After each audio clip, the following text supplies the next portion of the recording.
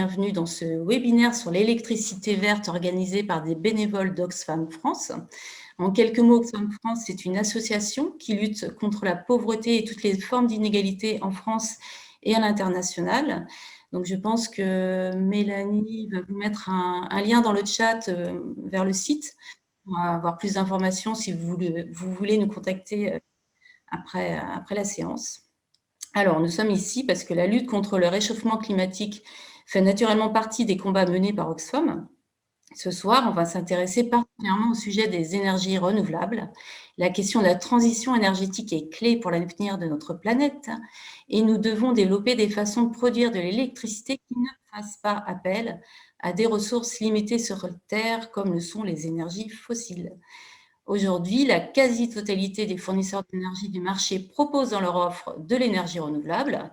Mais derrière ça, qu'est-ce que ça veut dire? Qu'est-ce que ça représente concrètement quand on éclaire nos intérieurs? Comment savoir si notre énergie provient réellement de sources renouvelables?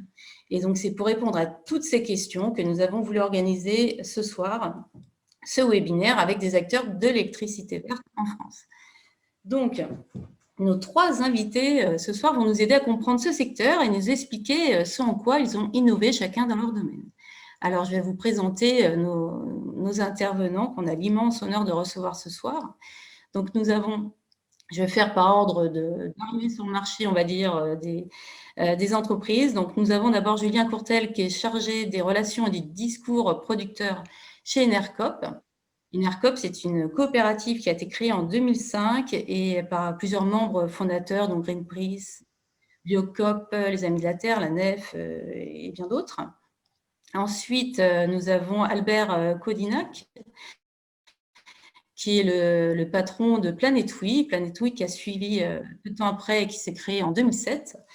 Et enfin, nous avons Lancelot Daudeville, qui est le cofondateur de Plume, qui est une entreprise sociale et solidaire qui s'est créée en 2016. Alors, pour commencer ce panorama, et avant de rentrer dans le détail des offres et des particularités des uns et des autres, je vais laisser la parole à Julien, qui va nous dresser en quelques minutes le portrait du marché de l'électricité renouvelable. Donc, Julien, si tu veux bien expliquer, présenter le secteur, peut-être commencer par le définir. Et je te laisse la parole. Et oui, merci beaucoup Stéphanie.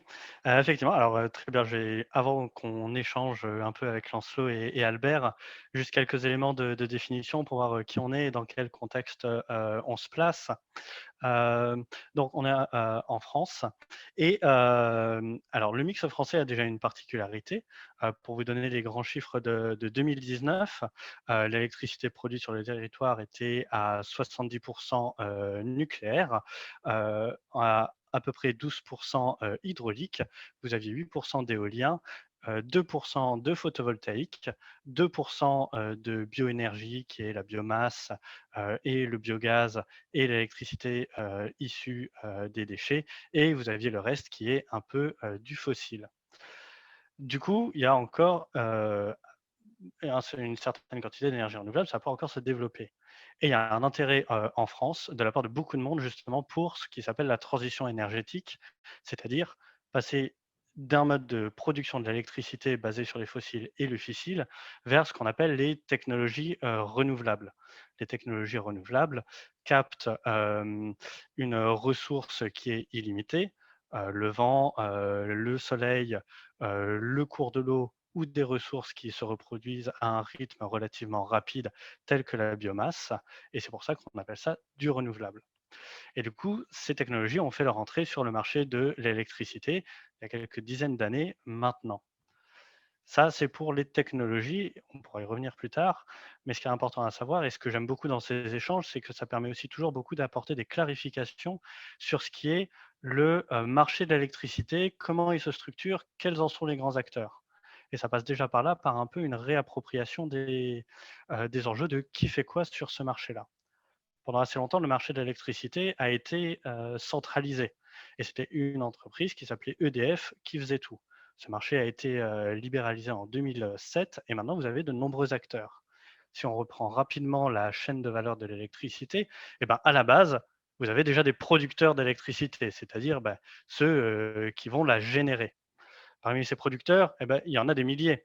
Il y en a des milliers parce que ça va d'abord concerner les centrales nucléaires dont j'ai parlé, ça va concerner les installations hydroélectriques sur les grands cours d'eau français, mais de l'autre côté du spectre, vous avez par exemple les milliers de citoyennes et de citoyens qui ont des installations photovoltaïques sur leur toit, qui vont aussi faire partie de ce panel de producteurs. Et vous avez aussi dans ces producteurs des professionnels indépendants, des collectifs citoyens, des collectivités qui viennent abreuver le réseau de l'électricité qui est produite. Et là, on arrive justement à la deuxième catégorie d'acteurs. Ce sont ceux qui vont s'occuper de la gestion du réseau. C'est RTE et c'est Enedis en France. Donc, ce sont eux qui vont s'occuper des lignes qui traversent le pays pour apporter l'électricité d'un point à l'autre. Et enfin, vous avez une autre catégorie d'acteurs qui s'appelle les fournisseurs d'électricité. Lancelot, Albert et moi, on est des fournisseurs d'électricité. C'est un métier qui s'occupe de l'économie et de la facturation de l'électricité. Donc, on a d'un côté des clients et ensuite de l'autre, on achète de l'électricité. Et ça, c'est le métier de fournisseur. Et si on est là ce soir, c'est parce qu'il y a quelques aspects de ce marché de l'électricité qui sont libéralisés. Il y a d'abord la production. N'importe qui peut être producteur. Et il y a ensuite la fourniture. La fourniture est aussi un marché libéralisé, c'est-à-dire que quelqu'un avec un projet d'entreprise qui serait la fourniture d'électricité peut se lancer sur ce marché. Et actuellement, vous avez des dizaines de fournisseurs d'électricité. Et parmi ces fournisseurs, il y en a aussi qui ont différentes offres d'électricité. Des offres dont l'argument sera le coût, des offres dont l'argument sera l'électricité verte. Et donc, on se retrouve sur un marché avec énormément d'offres vertes. Voilà, du coup, on est peut-être un peu là pour clarifier tout ça, clarifier les enjeux portés par les différents acteurs, qualifier ce qui peut se cacher derrière ces offres. Il y a quelque chose qui commence à être bien connu du grand public maintenant, ce sont les offres basées sur les garanties d'origine. Une garantie d'origine, il faut savoir qu'un producteur d'électricité renouvelable produit à la fois de l'électricité d'un côté et de l'autre côté, il va produire un certificat électronique qui est une garantie d'origine. Donc, il y a la première chose à savoir, c'est que finalement, ces deux produits peuvent s'acheter sur des canaux différents par les fournisseurs et être commercialisés différemment. Donc, vous avez parfois des fournisseurs qui peuvent faire des offres vertes associées à de l'électricité achetée sur le marché, sur lequel on a associé une garantie d'origine. Ça, c'est quelque chose qui est bien connu. Je pense que le cadre de ce débat, puisqu'on a la chance d'avoir 3 personnes qui font partie du haut du panier selon Greenpeace, c'est justement, on va pouvoir peut-être aller au-delà de tout ça, parce qu'il y a quelque chose qui est incroyable dans la transition énergétique et dans les énergies renouvelables, c'est que ça permet d'être des leviers pour des projets de société, pour des visions, et c'est ça ce qu'on va probablement pouvoir développer. Et ce qui est superbe, c'est qu'on va pouvoir le développer devant vous, et vous avez probablement beaucoup de questions, vous avez peut-être des choix à faire ou peut-être que vous vous demandez comment ou pourquoi changer de fournisseur.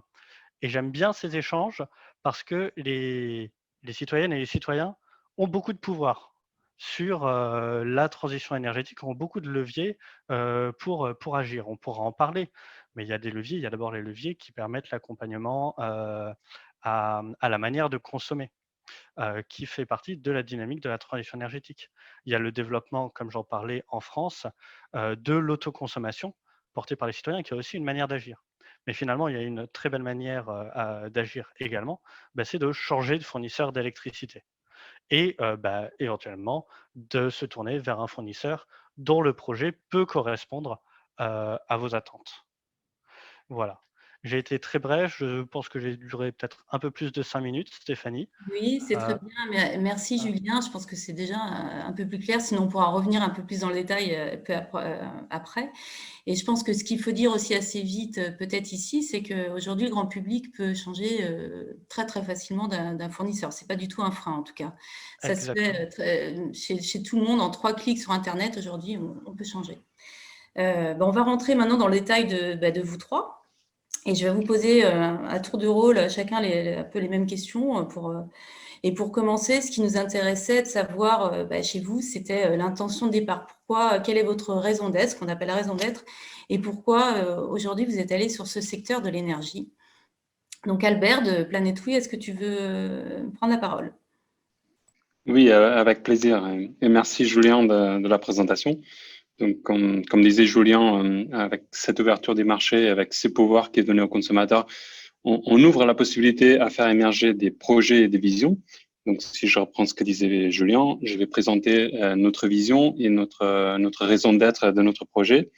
Donc, chez Planet Oui, on fait un constat qui est partagé par beaucoup parmi vous, j'imagine, qui est, c'est-à-dire, on a un problème climatique, on a un vrai problème de réchauffement de la planète. Et aujourd'hui, l'énergie est quand même responsable de plus de 20% des émissions de CO2 dans la planète. Et les CO2, c'est vraiment l'élément déclencheur de ces réchauffements climatiques. En partant de ces constats, nous, on a comme raison d'être agir en faveur de la transition énergétique, justement pour que l'énergie devienne demain 100% renouvelable. Et avec cette raison d'être, notre activité, Planet Oui, elle est orientée vis-à-vis des particuliers. Donc, on offre la possibilité au consommateur final de pouvoir choisir un fournisseur d'énergie verte, mais aussi on a une activité qui est un modèle intégré. Donc, nous sommes à la fois un acteur qui est capable de développer des actifs de production. Nous développons une activité de production sur les énergies renouvelables. Nous sommes aussi un acteur qui est gestionnaire d'énergie renouvelable. Donc, nous travaillons avec des producteurs partenaires sur toute la partie gestion d'énergie, parce qu'il ne faut pas oublier que l'électricité, c'est une commodité un peu particulière. Donc, l'électron, on en parle, mais on ne le touche pas. L'électricité, on ne les stocke pas, en tout cas, on ne les stocke pas à un coût raisonnable. Donc, il y a un vrai savoir-faire en gestion d'énergie qui est nécessaire afin de pouvoir intégrer les énergies renouvelables dans le réseau et dans l'offre commerciale. Et bien entendu, cette énergie verte, elle est proposée aux particuliers et aux professionnels. Donc, dans toute cette activité globale, nous, on retrouve notre raison d'être et notre volonté à faire avancer les choses pour un monde 100% renouvelable. Et en reprenant ce que disait Julien, donc dans cette possibilité d'agir en faveur de la transition énergétique, il y a plusieurs possibilités. Donc, on fait le constat que l'énergie, elle est source d'émissions de CO2. On peut proposer donc déjà des solutions de maîtrise de la consommation. C'est une première étape pour consommer moins d'énergie et donc provoquer moins d'émissions de CO2. Et après, on a des solutions plus un actif, donc c'est-à-dire proposer des solutions de production d'énergie renouvelable en remplaçant des énergies aujourd'hui fossiles. Et avec ces travails-là, donc on peut proposer de l'autoconsommation individuelle chez les particuliers, chez les professionnels, donc c'est-à-dire un particulier ou un professionnel qui va décider de mettre une installation photovoltaïque sur son toit. C'est un premier geste très important qui responsabilise et qui fait avancer avec des petits pas l'évolution des mix renouvelables. Et après aussi, il y a tout un travail de fond qui est fait avec les producteurs, avec des projets un peu plus importants pour valoriser des offres renouvelables, pour justement créer un flux financier pour alimenter tous les projets d'énergie renouvelable, donc tous les actifs de production renouvelable, qui vont permettre et faciliter l'émergence de ces projets-là. Et on revient dans un circuit vertueux où les consommateurs pour justement alimenter la construction de nouveaux parcs de production via sa facture, donc via sa contribution financière. Et on revient toujours au sujet de départ, on est face à l'électron, donc physiquement, on est sur un sujet physique complexe. On ne peut pas aujourd'hui délier l'électron consommé de l'électron facturé. On est sur des notions physiques un peu complexes, on pourra en parler après si besoin. Mais il est important, en tout cas, d'assurer ces flux financiers qui vont permettre l'émergence de nouveaux projets renouvelables. Et en tant que consommateur, on a la possibilité, et les acteurs comme nous trois, donc Enercop et Plume qui sont ici présents, on a cette volonté-là de faire avancer les choses pour que l'argent soit canalisé vers les producteurs d'énergie renouvelable. Merci Albert. Et c'est vrai qu'aujourd'hui, le sujet, c'est effectivement que tous les acteurs de l'énergie, en fait, agissent dans ce sens. Lancelot, chez Plume, vous avez une vision particulière? Merci d'abord à Oxfam de me donner la parole. On aime bien témoigner sur ce qu'on fait. Et donc, si on revient à l'origine du projet de Plume Énergie, le point de départ, en fait, c'est la conviction que la transition énergétique, dont on parle tous ici, hein, que pour avancer, elle doit marcher sur deux jambes. Ces deux jambes, c'est d'une part mieux produire, donc remplacer toutes les vieilles centrales polluantes par des centrales renouvelables, et d'autre part mieux consommer. Et les deux doivent avancer ensemble en fait, pour que ça marche bien. Et ça, c'est quelque chose qui est assez fondamental dans l'origine du plume. Et ce qu'on voit dans tous les scénarios un peu construits de transition énergétique à horizon de quelques années, par exemple ceux de Négawatt, ils montrent qu'en fait, pour arriver à 100% de renouvelables, il y a autant de chemin à faire dans le mieux produire que dans le mieux consommer. Donc ça, c'est le premier point. Le deuxième point, ce qu'on avait constaté, c'est que, heureusement, ce n'est pas le cas ici avec les personnes qui sont présentes, mais beaucoup d'acteurs présentent des économies qui sont en fait un peu un miroir aux alouettes. Il y a des gros chiffres avec des grosses économies qui sont promises pour faire changer les consommateurs. Et en fait, clairement, l'économie n'est pas du tout au rendez-vous. Quand des acteurs promettent des moins 10%, moins 5%, moins 8%, dans les faits, en fait, il faut plutôt diviser par 3 parce que il y a des choses cachées, c'est des prix hors taxes, on ne fait l'économie que sur une chose. Et donc, il y a pas mal de mensonges sur la réalité et la raison de changer de fournisseur d'électricité. Notre conviction, nous, c'est que c'est en réduisant sa consommation qu'on peut faire des économies réelles et durables. Et ce qui est bien avec ce levier, c'est qu'en fait, tout le monde peut agir. C'est possible effectivement d'installer sur son toit un panneau solaire, mais c'est quand même pas donné pour tout le monde, notamment toutes les personnes qui vivent en appartement ou juste qui vivent dans le nord de la France. Bref, c'est un peu plus compliqué. Par contre, aller à la chasse des petits bouts de kilowattheures qui sont consommés inutilement, tout le monde peut le faire. Il y a vraiment d'importants gisements d'économie d'énergie dans tous les foyers. Et donc aujourd'hui, pour résumer, en fait, on propose, nous, une énergie verte, locale. On est très clairement fiers de l'énergie qu'on propose à nos clients, mais pourtant, en fait, on fait tout pour qu'ils la consomment le moins possible. Ce qui est un peu paradoxal, il n'y a pas beaucoup de métiers, c'est comme ça, hein, et on va du coup jusqu'à récompenser en fait nos clients qui consomment le moins d'énergie. De ça, on pourra en parler un petit peu si on doit parler après de notre offre. Merci Lancelot. C'est vrai que, enfin, comme tu l'as dit, et là par exemple c'est un contre-exemple ce qu'on fait là. Par exemple, la vidéo à outrance, c'est énergivore, c'est pas super, donc c'est prendre en compte tous ces petits gestes, effectivement. Julien, chez Enercop, votre raison d'être? Oui, merci. Alors nous, notre raison d'être, tu le disais, Stéphanie, au début dans ton introduction. Donc Enercop a été créé en 2005 et on a été créé par des acteurs un peu militants de l'économie sociale et solidaire à l'époque. Alors, c'était Biocop, c'était Greenpeace, c'était la NEF, les Amis de la Terre. La libéralisation du marché de l'électricité allait arriver et ces gens-là se sont quand même dit que ça serait un peu dommage de laisser le sujet de l'énergie et de la transition énergétique au privé et qu'en fait, il y a une belle occasion de remettre le citoyen et les citoyens un peu au centre de l'échiquier de ces questions qui sont assez fondamentales. Et donc en fait, de là est né Enercop et finalement, c'est ce qu'est Enercop, c'est un projet politique, c'est un projet de société. Et du coup, déjà Enercop a été fondée en tant que coopérative, en tant que société à lucrativité limitée, justement pour pouvoir appartenir à ses clients, pour appartenir à ses salariés et pour appartenir à ses producteurs. Et donc en fait, nous, Enercop, on est un fournisseur d'électricité, d'une électricité verte qu'on veut vraiment écologique, qu'on veut locale, avec une véritable qui permet d'amplifier les mécanismes d'appropriation et de réappropriation citoyen des enjeux. Et notre ambition, c'est bien de faire avancer la transition énergétique verte et citoyenne, un peu comme Lancelot le disait justement, dans l'esprit du scénario de Négawatt. Et donc ça va passer par 4 activités assez fortes. C'est d'abord l'achat et la vente d'électricité renouvelable. Et j'espère qu'on y reviendra, mais l'achat, pour nous, c'est auprès d'un réseau de 300 producteurs.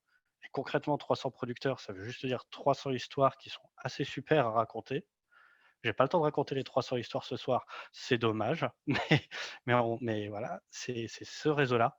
C'est aussi la fourniture de services de la maîtrise de l'énergie comme activité, effectivement, pour accompagner la réduction de la consommation d'électricité pour les clients. Ça, les gens sont demandeurs et c'est des formations et c'est une activité aussi qu'on mène. Et puis, il y a tout ce qu'on peut faire aussi pour accélérer la sortie de projets de terre, pour accélérer la transition énergétique, toujours dans une logique écologique et citoyenne. Et puis finalement, avec notre statut de coopérative et notre réseau, je dirais, de coopérative, l'une de nos autres activités, c'est l'animation et la dynamisation de cette vie coopérative. Voilà. Merci Julien. Alors tu as parlé, tu as dit le mot local et les fournisseurs, et justement je voulais qu'on en vienne là maintenant de mieux comprendre en fait votre mix énergétique et quels sont, d'où viennent vos producteurs. On parle beaucoup de petits producteurs locaux. Qu'est-ce que c'est derrière? Comment ils se concrétisent? Est-ce que c'est des lambda comme nous? Est-ce que c'est quel type d'acteurs? En fait, vous nous expliquiez chacun et le niveau local. Alors Albert, on refait. Oui, sans problème. Ouais. Sur la partie locale et mix énergétique, c'est déjà il faut dire où est-ce qu'on met les niveaux de la maille. Donc en tout cas, je pense que tous les fournisseurs ici présents ont sa source en France, donc c'est déjà quelque chose de très important à mettre en avant. Et de notre côté, notre mix énergétique, on travaille beaucoup avec des producteurs hydroélectriques, photovoltaïques, éoliens, qui est un peu les mix renouvelables aujourd'hui qui est en train de se constituer, avec un changement qui s'adapte aussi avec l'arrivée des nouveaux projets. Donc aujourd'hui, on voit arriver surtout beaucoup de nouveaux projets photovoltaïques et éoliens. Et ces mix énergétiques aujourd'hui, il évolue aussi avec les mix énergétiques de la production globale. Lancelot, tu veux nous décrire aussi chez Plume quel est votre mix et comment vous vous sourcez? Avec plaisir. Clairement, l'engagement qu'on prend vis-à-vis de nos clients, c'est d'acheter directement l'énergie auprès de producteurs. Effectivement, ça, c'est ce qu'on partage tous les trois ici. Ça veut dire concrètement dès lors qu'un de nos clients consomme des 1 kWh d'énergie, eh ben, on va acheter exactement la même quantité d'énergie auprès de producteurs. Je vois qu'il y avait une question qui avait été posée et je réponds à cette question. Nous, en fait, on signe une charte avec tous nos producteurs. Donc, on a un engagement réciproque. L'engagement des producteurs avec lesquels on travaille, c'est qu'il n'y ait pas d'intérêt en fait, dans des industries polluantes. Je prends un exemple très concret. On en a récemment refusé un très beau projet d'une centrale solaire en Provence, mais il se trouvait que la maison mère de ce producteur investissait dans les plateformes pétrolières et du coup, on a décidé de ne pas travailler avec eux. Donc ça, c'est un choix très fort. On s'assure aussi qu'ils ont des emplois locaux et une application forte avec les acteurs locaux et les collectivités territoriales, parce que c'est un acteur important pour Plume Énergie.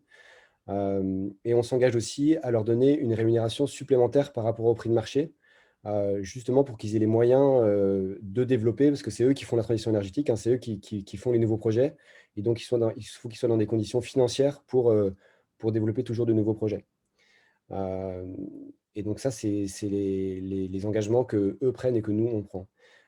Mais je ne peux pas ne pas parler de la meilleure des énergies, la plus verte de toutes les énergies. Elle n'est pas solaire ni éolienne, c'est celle qu'on ne consomme pas. Et donc, comme je disais tout à l'heure, je radote un petit peu, mais c'est un peu notre dada. On fait tout pour que nos clients la consomment le moins possible. Et donc, ce qui nous différencie un petit peu, tu parlais tout à l'heure, Stéphanie, de points un peu innovants, c'est que dans notre offre, en fait, on a un mécanisme qui va récompenser les clients qui baissent leur consommation d'énergie. Et ça marche parce que ce qu'on constate, c'est que nos clients, entre l'avant et l'après, ils baissent en moyenne leur consommation de 10%. Donc, il y a une vraie possibilité, d'une part, de vendre une super énergie, mais aussi de tout faire pour qu'elle ne soit pas utilisée. Mince, j'ai un problème avec mon son. Merci, merci Lancelot. Effectivement, ouais, ça revient souvent chez Plume, hein, ne pas consommer, apprenons à le faire. Alors, je ne sais pas si on arrivera à aborder justement les bonnes pratiques. Je pense qu'on sera court en temps aujourd'hui. Ce sera peut-être l'occasion d'un autre webinaire, mais c'est évidemment hyper important. Julien, tu as commencé à aborder votre mix. Tu veux rajouter des choses? Ah oui, oui, bien sûr. Comme je disais, on va acheter l'électricité également auprès de producteurs. On l'achète en contrat direct, c'est-à-dire qu'on achète et leur électricité et leur garantie d'origine. Ça, c'est évidemment la base du modèle. On l'achète auprès d'un réseau de 300 producteurs. On aime bien les répartir par typologie. Du coup, il y a la moitié de ces producteurs sont des collectifs citoyens ou des collectivités. Des collectifs citoyens sont des gens qui sont motivés. Ils connaissent rien à l'énergie renouvelable. Ils ont quand même envie de monter un projet. Ils se mettent ensemble et ils font sortir un projet photovoltaïque ou un projet éolien de terre. Et c'est génial parce qu'il y a une grosse énergie derrière ça. Et on va aller acheter leur électricité. On va aller parfois l'acheter avec un tarif qui leur permet de faire sortir ce projet de terre. Ce qui est toujours assez génial avec ces projets, c'est qu'en plus, en général, quand il est fini, ils ne s'arrêtent pas là. Ils en refont un autre et ils le refont encore mieux, encore plus gros, et ça accélère la transition énergétique. Il y a les collectivités aussi. Ça, ce sont des villes qui déploient leur énergie, leur engagement politique à faire des projets de transition énergétique qui sont en cohérence avec leurs problématiques de territoire. Et on a aussi des indépendants qui sont des professionnels également détachés de grands groupes qui sont en général passionnés par leur métier, qui est la production d'électricité renouvelable. Et alors, je voyais, il y avait une question dans le chat un peu sur la répartition du mix technologique. En 2019, Enercop s'approvisionnait à 86% sur de l'hydro, à 12% sur de l'éolien et à 2% sur du photovoltaïque. On est en train de changer cette dynamique. Pour 2020, normalement, on devrait atterrir avec 45% d'hydroélectricité, à peu près 50% d'éolien et 5% de photovoltaïque. On aura aussi 1% de biomasse qui vient. Et on en est assez content parce que ça nous permet de nous rapprocher d'un mix idéal si la France était 100% renouvelable. Et avec ces producteurs, on essaye de développer une dynamique un peu proche du circuit court dans des contrats équitables, avec une rémunération qu'on va qualifier de juste pour payer l'électricité à son vrai coût de production. On a 13 variétés de contrats pour répondre un peu à toutes les attentes, à toutes les dynamiques de ces producteurs, pour être bien sûr de renforcer ce lien humain qui est important en fait dans notre modèle coopératif, puisqu'ils font partie intégrante de notre modèle aussi. La structure Enercop leur appartient à eux comme aux clients, comme aux salariés. Ça va nous amener, ce que tu dis, vers les projets des uns des autres, enfin l'évolution de vos secteurs, parce que tu as commencé à parler un peu prospective et innovation. Et j'aimerais bien, avant qu'on aborde ensuite les questions de tout le monde, je vois qu'il y a beaucoup de questions qui tombent sur la discussion, de connaître un petit peu vos points d'innovation forts et ce vers quoi vous voulez vous diriger. Quels sont vos projets de développement pour l'avenir?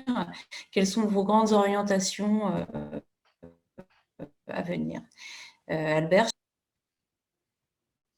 Oui, de notre côté, il y a deux grandes innovations. La première, et je vais reprendre ce qui a été dit en présentation donc, par rapport aux garanties d'origine et à la traçabilité. Donc, de notre côté, il y a une volonté d'affiner à la maille la plus fine la consommation et la production, dans cette volonté de vouloir aller vers un monde 100% renouvelable. Et pour cela, donc, on met en place un système de traçabilité qui peut permettre justement une adéquation entre l'offre et la demande, entre l'intermittence des énergies renouvelables et la consommation, en tout cas, qui puisse permettre le suivi de cette adéquation. Et on travaille justement pour pouvoir coupler cette offre et cette demande.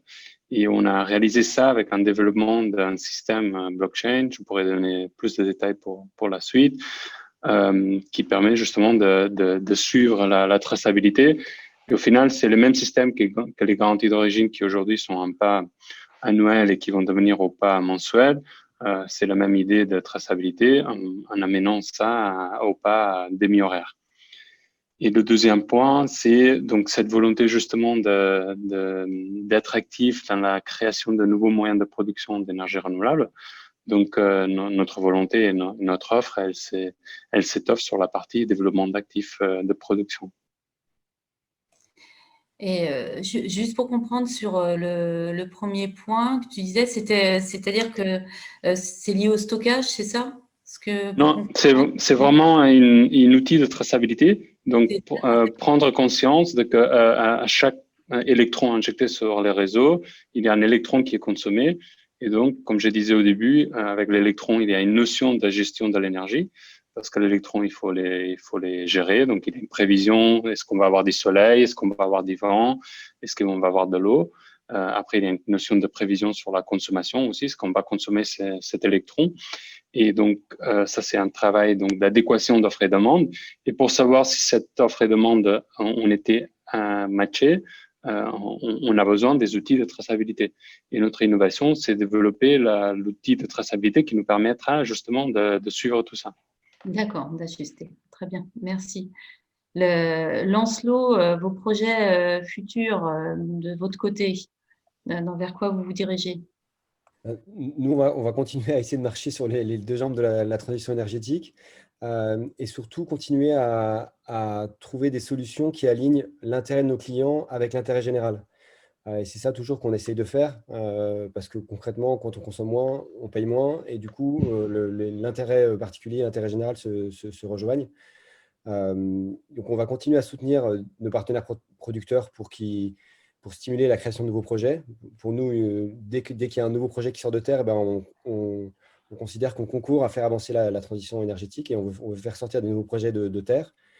Et le deuxième point, c'est apporter des nouveaux services pour être de plus en plus pertinents. J'ai vu qu'il y avait une question qui avait été posée à propos de Linky. Et les données du compteur Linky nous permettent d'être plus pertinents vis-à-vis de nos clients et de toujours mieux les accompagner pour maîtriser leur consommation. Je voulais juste rajouter un point en conclusion et qui rebondit un petit peu sur ce que disait Julien tout à l'heure. Aujourd'hui, il y a plus de 95% des Français qui sont encore en fait chez des fournisseurs qui investissent très massivement dans les énergies qui ne sont pas renouvelables, donc le gaz, le pétrole et le nucléaire. C'est 95%, donc c'est énorme, même si le marché est libéralisé depuis plus de 10 ans.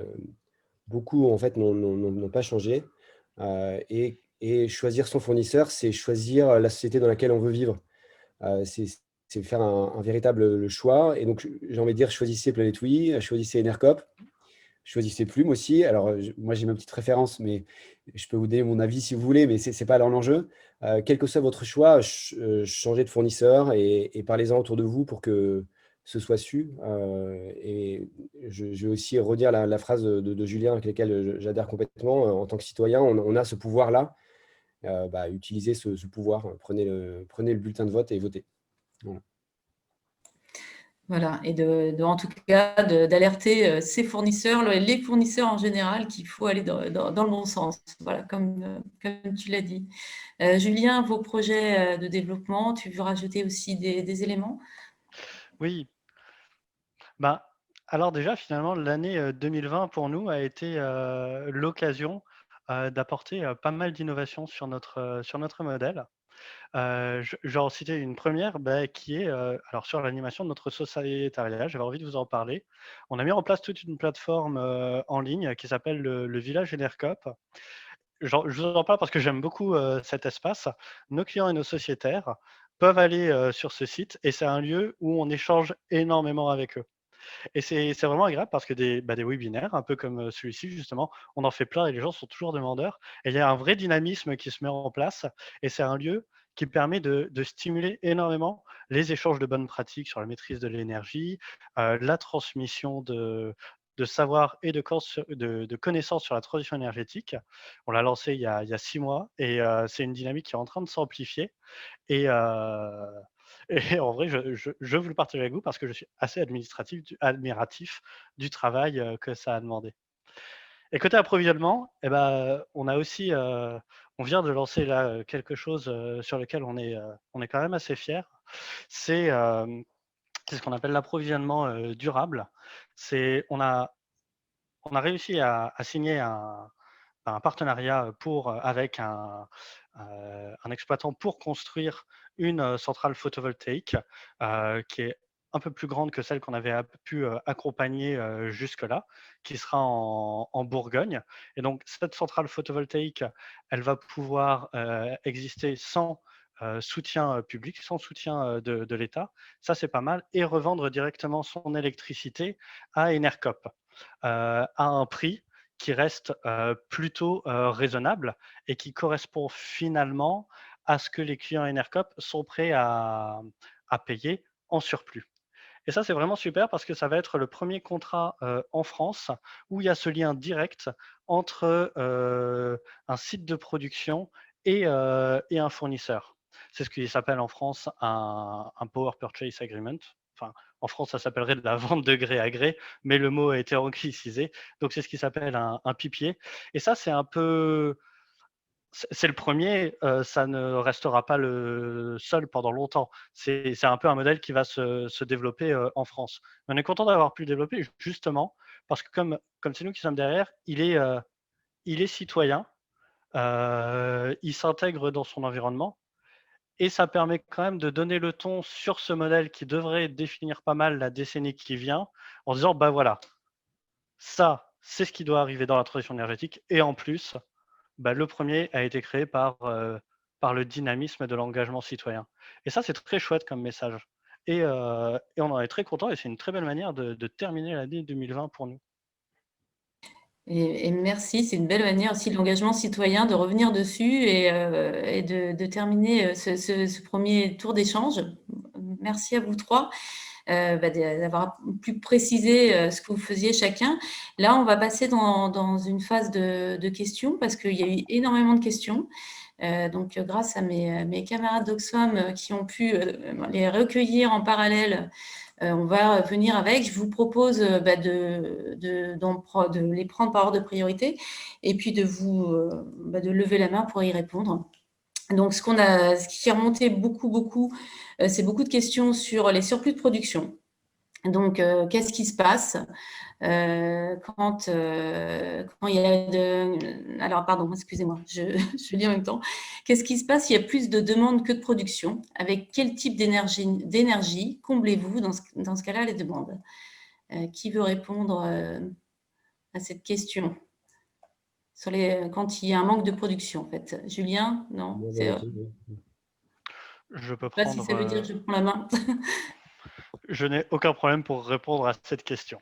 Alors, et ça, justement, on pourra en parler sur les différences de nos offres, mais les fournisseurs ne sont pas, même 100% verts, ne sont pas décorrélés des échanges avec le marché.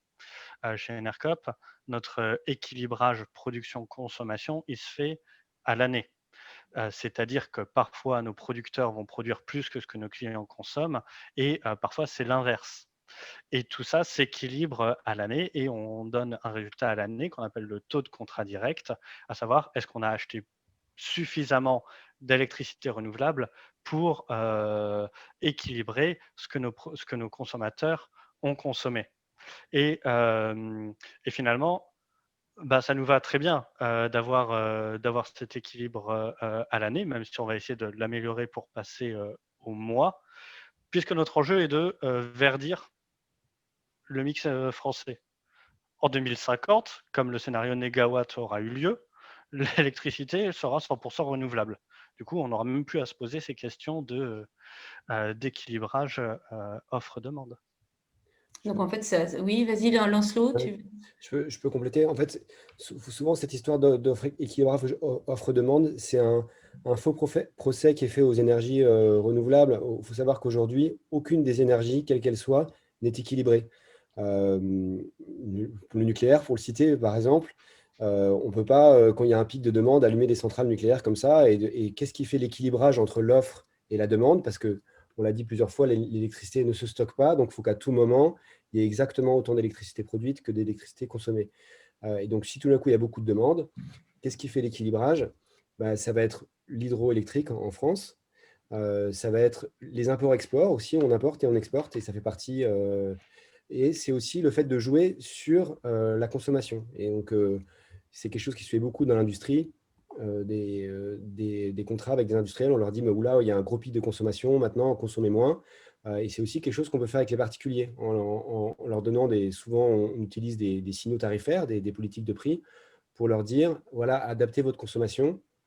Et notre conviction, c'est qu'en fait, on peut aller assez loin aussi avec ce qu'on peut faire avec les citoyens, en les informant, en les incitant, en leur donnant une bonne raison de mieux consommer ou de consommer à des endroits différents. Mais dire que oulala, c'est pas bien parce que le solaire, la nuit, il n'y a pas de soleil, oui, certes, c'est vrai, mais déjà, le solaire n'est pas tout seul. La nuit, en plus, on a plutôt moins besoin de consommer. Et du coup, ce qui fait l'équilibrage au total, c'est un mix global d'énergie. Et ce n'est pas forcément un fournisseur qui le fait, c'est un service public qui le fait aujourd'hui. C'est ce qu'a présenté Julien tout à l'heure, c'est RTE. Et donc, il faut vraiment voir les choses dans son ensemble et pas sur un fournisseur ou une technologie plus qu'une autre. Dans les questions qui sont passées aussi, toujours sur les fournisseurs, c'était est-ce qu'un particulier peut l'être et comment est-il rémunéré? Peut être pas fournisseur, mais producteur. Pardon. Producteur. Est-ce qu'un particulier peut vous donner lui-même donc, on a parlé rapidement d'autoconsommation, mais oui, Albert, je vois que tu as levé la main. Oui, c'est un peu ce qui a été dit à 2-3 reprises pendant la présentation, ce qu'on appelle l'autoconsommation. Donc, ça peut être aussi bien au niveau particulier, donc à la maison d'un particulier, ou chez les professionnels. Donc, on peut avoir un magasin, une usine ou un entrepôt, et on peut utiliser les toits de ces bâtiments pour mettre des panneaux. Et justement, il y a des modèles économiques qui émergent pour rendre rentables ces opérations-là. Et en tout cas, de notre côté, chez Planet Oui, on y croit très fortement, parce qu'en plus, c'est l'occasion pour arriver chez les clients. Et comme on s'attaque au tableau électrique, c'est aussi les moments pour travailler tous les éléments de maîtrise de la consommation. Et on a un travail global chez les particuliers ou chez les professionnels pour une prise de conscience sur la gestion d'énergie. Donc, on a à la fois un objectif de création d'énergie renouvelable et à la fois un objectif de création de valeur. Et pour en finir, bien entendu, dans notre capacité à faire la gestion d'énergie, ce que je présentais au début, cette capacité à être un acteur intégré, nous sommes bien entendu dans la possibilité de faire un rachat de surplus et de contribuer à la valorisation économique de cette énergie et rendre les modèles économiques de l'autoconsommation viables.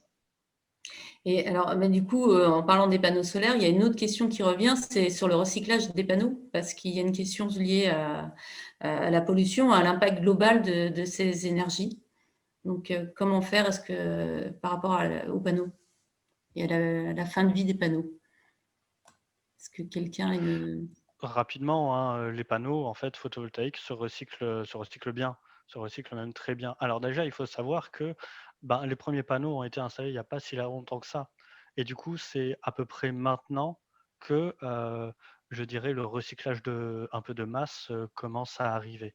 Mais il y a une filière qui s'occupe de collecter les panneaux, qui s'appelle PV Cycle, pour les emmener dans des usines de démantèlement des panneaux pour redispatcher un peu tous les matériaux qui les composent pour pouvoir suppléer à leur réutilisation.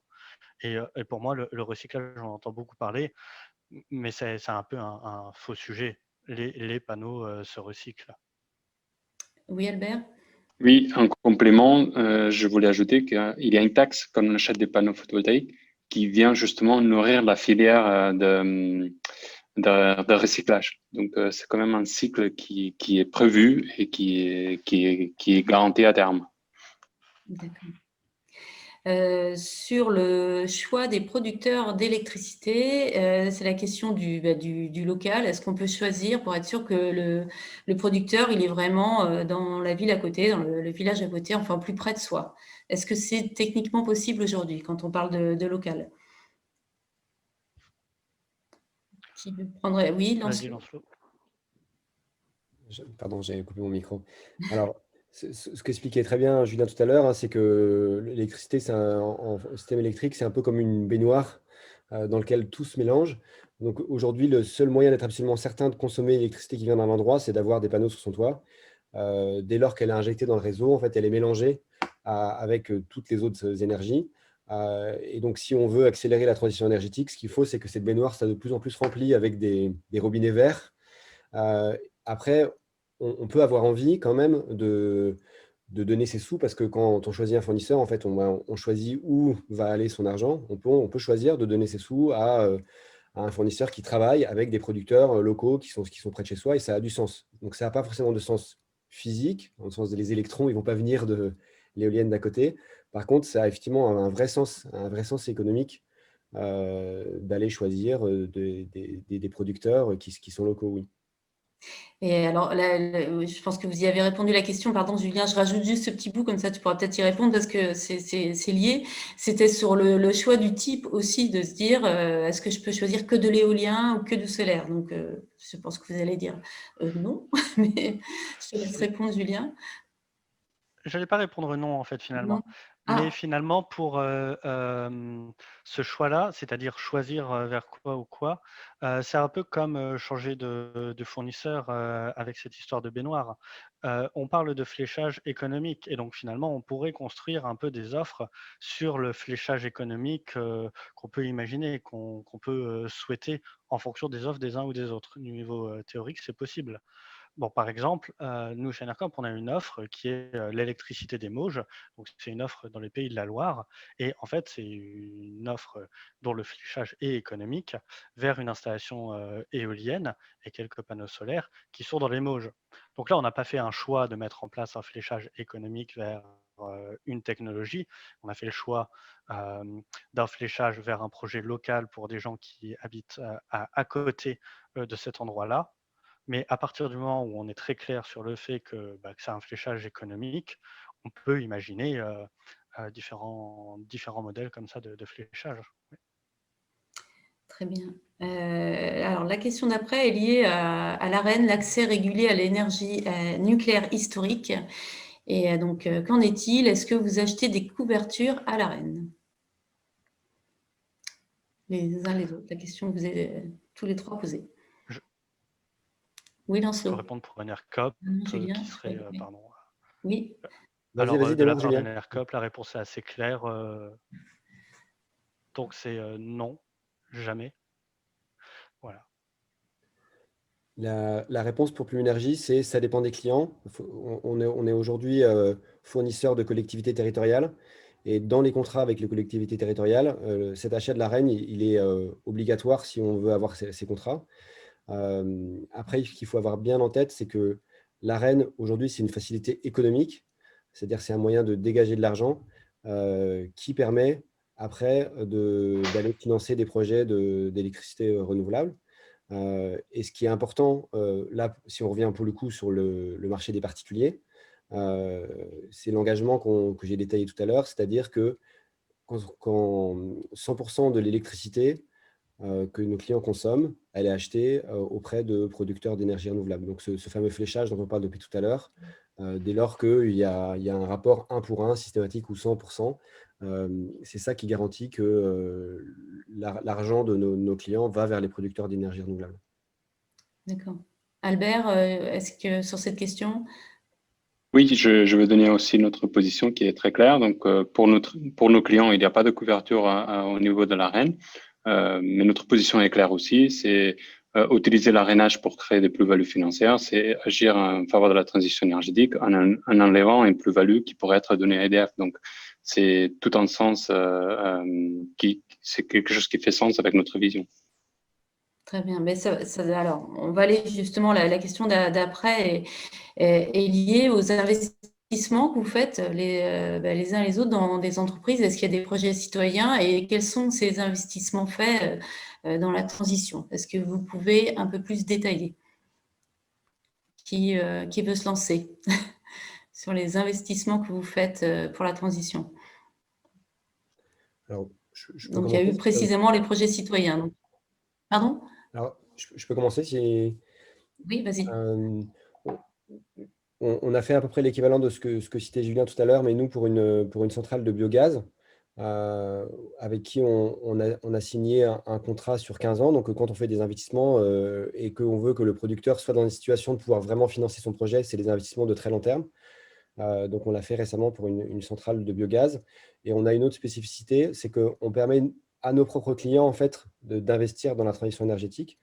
C'est-à-dire que quand ils arrivent à cumuler un peu de sous sur leur cagnotte, soit parce qu'ils ont réduit leur consommation, soit parce qu'ils ont fait du parrainage, il y a plusieurs moyens d'avoir des sous sur sa cagnotte, ils peuvent l'investir en fait auprès d'un de nos partenaires producteurs qui est AQO Énergie, qui est une super boîte qui fait la transition énergétique aujourd'hui.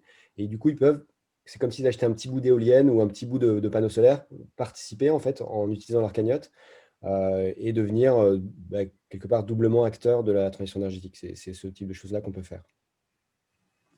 D'accord. Une autre question revient sur l'impact carbone et donc une personne aimerait que vous disiez un mot de plus sur les terres rares. Qui veut s'exprimer sur ce sujet? Je suis désolé Stéphanie, je trouvais les questions sur les investissements dans l'énergie renouvelable bien plus intéressantes. Je veux bien y répondre un peu si tu veux. Ah bah vas-y, oui, je peux, ouais, volontiers. Mais non, mais rapidement sur les investissements dans l'énergie citoyenne, je parlais dans notre modèle de une rémunération juste pour les producteurs, et on a quelques chiffres là-dessus, ce qui explique en petite partie notre différence de prix. Chaque année, on verse du coup un surplus aux producteurs. En 2019, ça représentait 1,300 000 euros.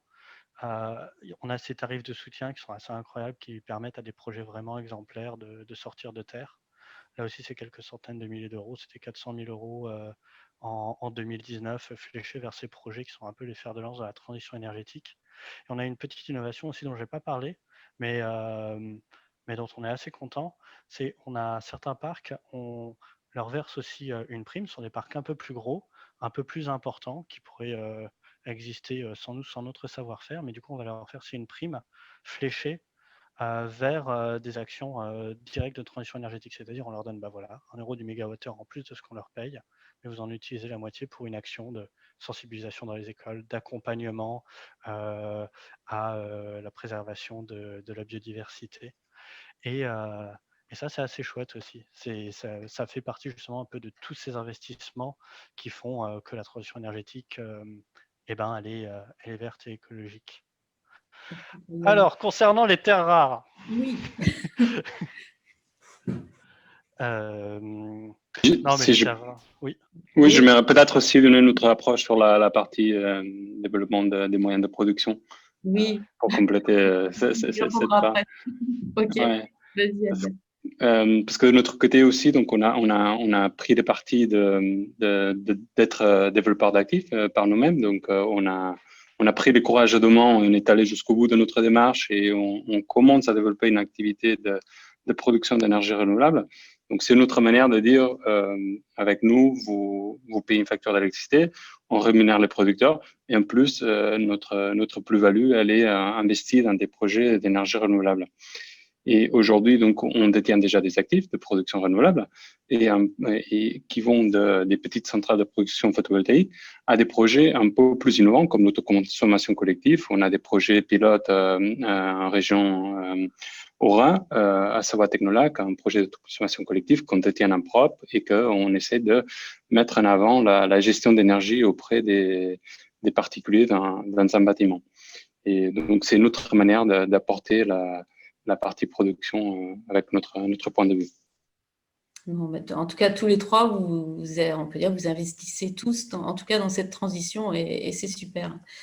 Et je ne veux quand même pas laisser la petite question de côté, si tu peux y répondre rapidement. Peut-être, Julien, tu avais commencé. Oui, non, mais les terres rares, mais il n'y en a pas en fait. Il y a un superbe rapport de l'ADEME qui date d'il y a quelques mois qui reclarifie un peu les choses sur le fait qu'il n'y a pas de terres rares dans les énergies renouvelables, dans l'éolien terrestre ou dans le photovoltaïque. Alors après, et du coup, c'est un sujet qui est aussi souvent monté en épingle. Mais alors après, on va quand même reboucler avec ce qu'on a tous un peu dit. De toute façon, un projet renouvelable, un projet photovoltaïque, terre rare ou pas terre rare, c'est des matériaux. Et à un moment, il faut aller. Et ça a un impact, ça c'est clair. Mais d'une part, c'est vrai que dans les dynamiques de l'énergie renouvelable, en général, les technologies renouvelables s'améliorent d'année en année sur ce côté-là, en utilisant moins de matériaux, en étant plus efficaces. Et ça, c'est déjà très bien. Mais en plus, c'est quand même aussi pour ça qu'on porte un discours de maîtrise de l'énergie. L'énergie la plus renouvelable étant celle qu'on ne consomme pas. Comme disait Lancelot, c'est là, moins on en consomme, moins on est obligé d'aller extraire des matériaux pour en produire. Et les énergies renouvelables sont les énergies qui permettent ces questions de réappropriation des enjeux énergétiques. Ce sont elles qui permettent à toutes et à tous de réfléchir sur la consommation. Et donc, elles ont ceci de vertueux, justement, de conscientiser ces sujets-là. Et donc, in fine, de réduire la consommation de chacune et chacun, et donc d'aller extraire le moins possible. Voilà. Alors, le temps passe très vite. Je pense qu'on va être sur les dernières questions. Je viens de voir l'heure. La question d'après, c'est sur votre périmètre. En fait, on veut savoir si vous travaillez en dehors de la France et si vous avez des liens avec les pays en voie de développement. Voilà. Qui veut commencer? Lancelot. Ouais, je veux bien, oui. Clairement, on est une petite entreprise aujourd'hui et on essaie déjà d'être bon sur le territoire français. Euh, L'action qu'on permet à nos clients qui sort un petit peu de nos frontières, encore une fois, c'est une possibilité qu'on offre pour utiliser la cagnotte. Vous allez croire que je parle que de ça, mais c'est vrai que c'est assez central chez Plume.